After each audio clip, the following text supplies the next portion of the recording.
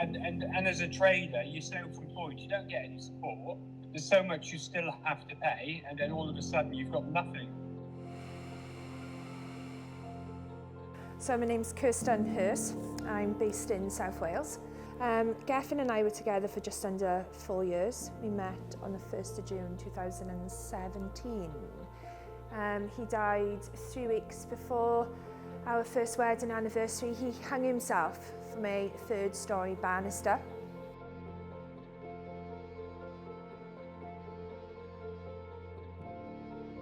Okay, my name's Martin Bowden.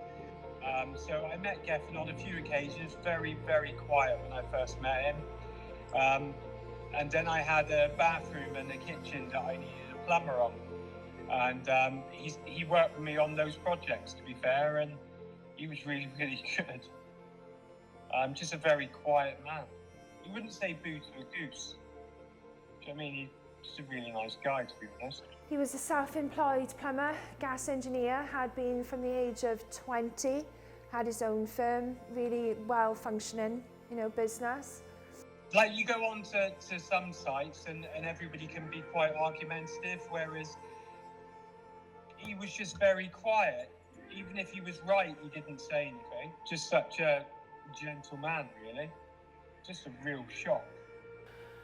And he blocked my telephone number at 2:45. And then my eldest son came in because he popped down to Tesco's Express.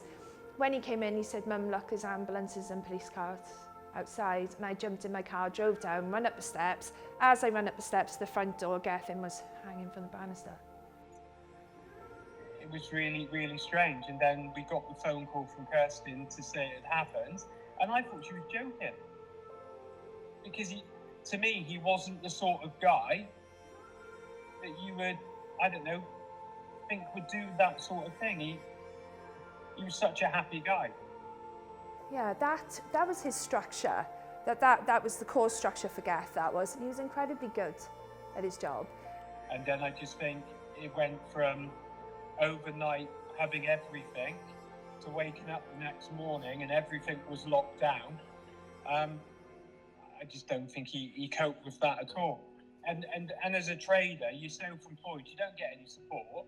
There's so much you still have to pay, and then all of a sudden you've got nothing. It's just an awful lot of pressure to be in that sort of situation.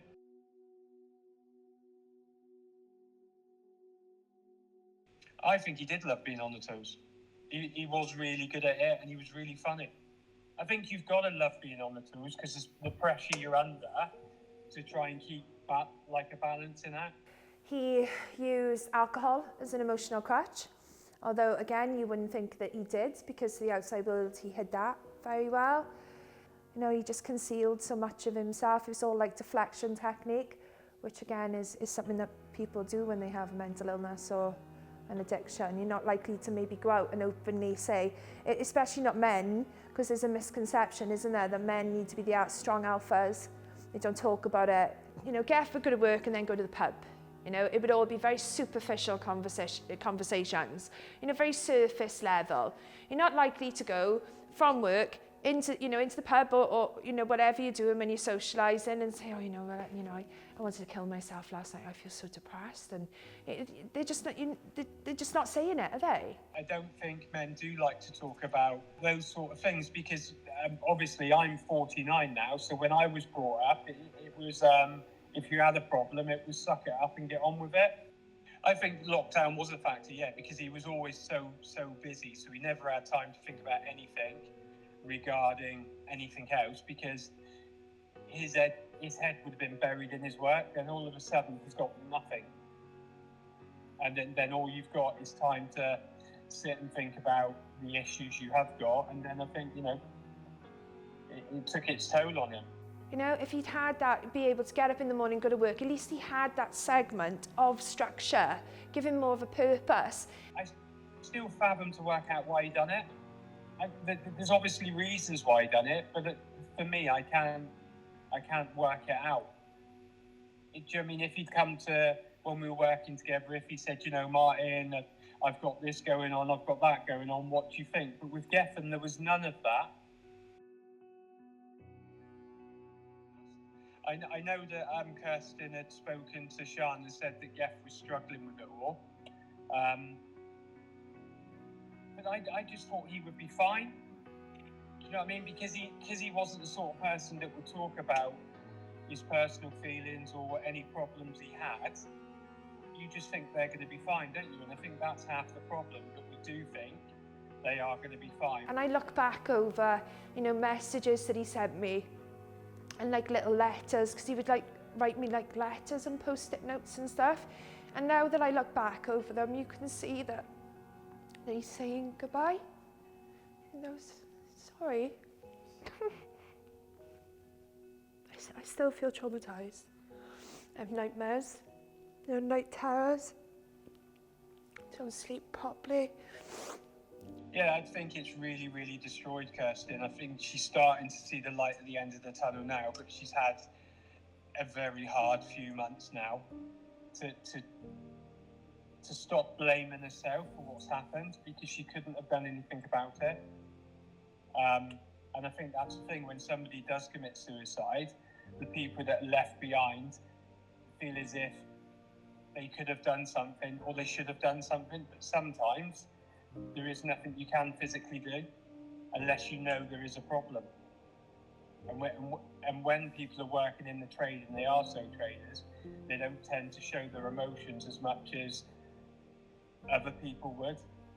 I suppose my message is simple, is that you need to try and stop if you can. Step away from any kind of drug, step away from alcohol, step away from anything that brings any kind of toxicity into your life.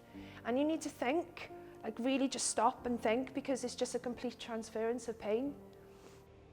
Just stay strong. It's going to end soon, and find somebody to talk to. Do you know what I mean? Talk to your work colleague about it, because everybody's going through the same thing.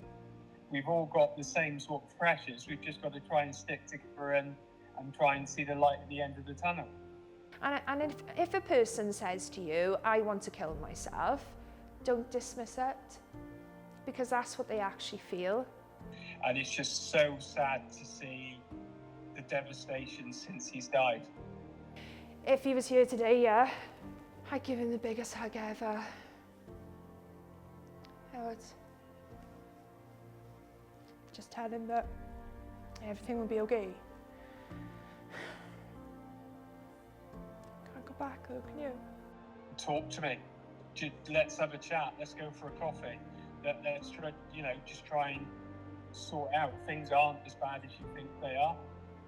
He had an amazing business. He had amazing kids, and he had Kirsten, his wife. He had everything to live for.